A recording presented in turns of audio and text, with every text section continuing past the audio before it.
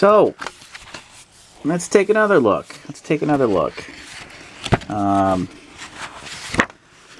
the historical artwork that's in this book.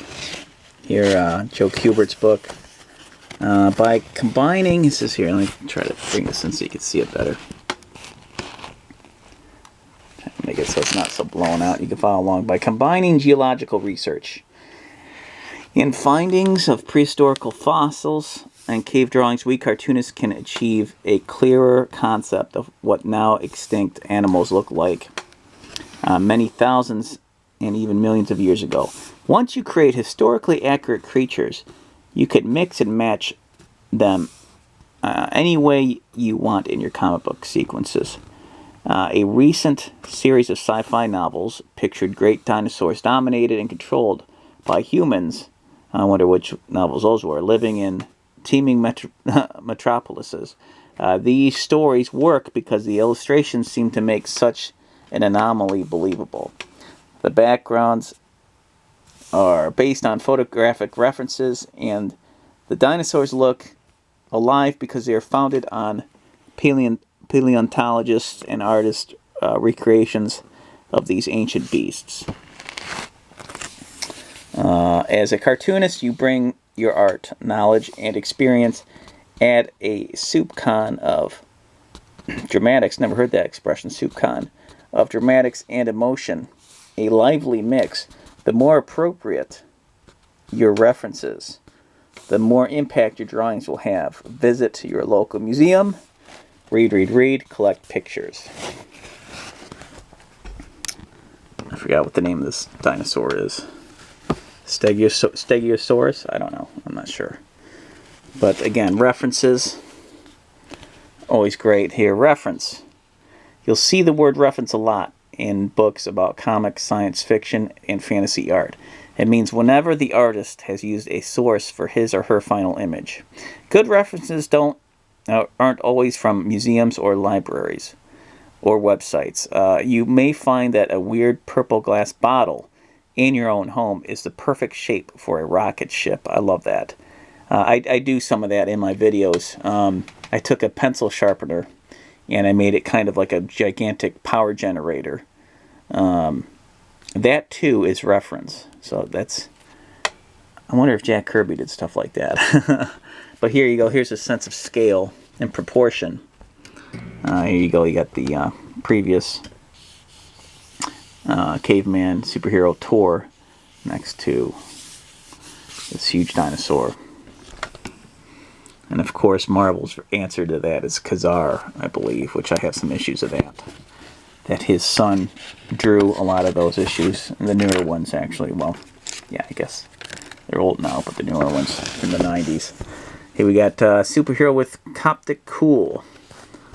It goes into you know, the different drawings and the pyramids and things like that.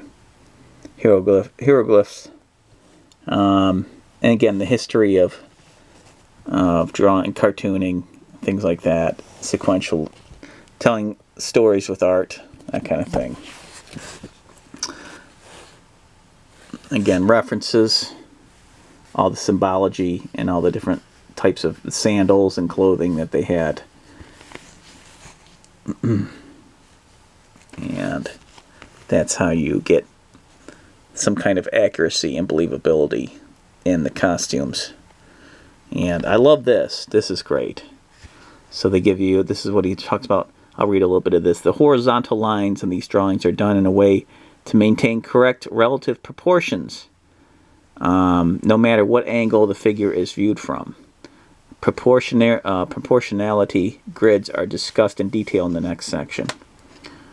But same all across the board for the head and a bit of the neck and the torso. And here's the hips to the bottom of the knees. So what they got there. And then from the bottom of the knees, or above the knees maybe, to the bottom of the feet.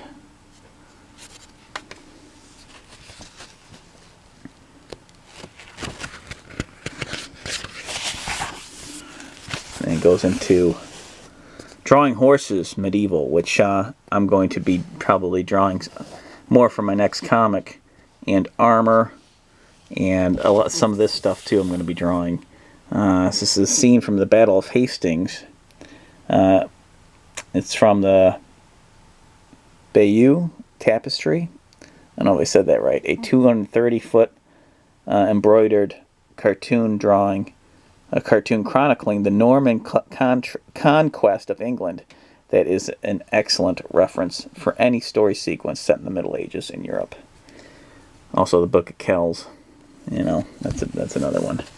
And this is like a hodgepodge. This is more like a Dungeons and Dragons kind of character, where it's like no armor on the arms, no armor on the legs, and yeah, helmets. Of course, all referenced. Says the days of chivalry and knights in armor have inspired countless tales of heroes and their adventures, and may well just be what it takes to spark your creative imagination. As always, it's essential to collect references and do research. The credibility of your character, hero, or superhero is built from authentic details. The 4 helmet types shown here, copied from authentic pieces in museum collections, were all in use during the Middle Ages, yet each has a distinctive look. Sorry, we can't see that text. Heroes from American history, different Indians, Native American Indians. But I'll probably stop here and maybe do a little drawing for just a little, you know, here's a little basic armor drawing. Maybe something based on that I might sketch out.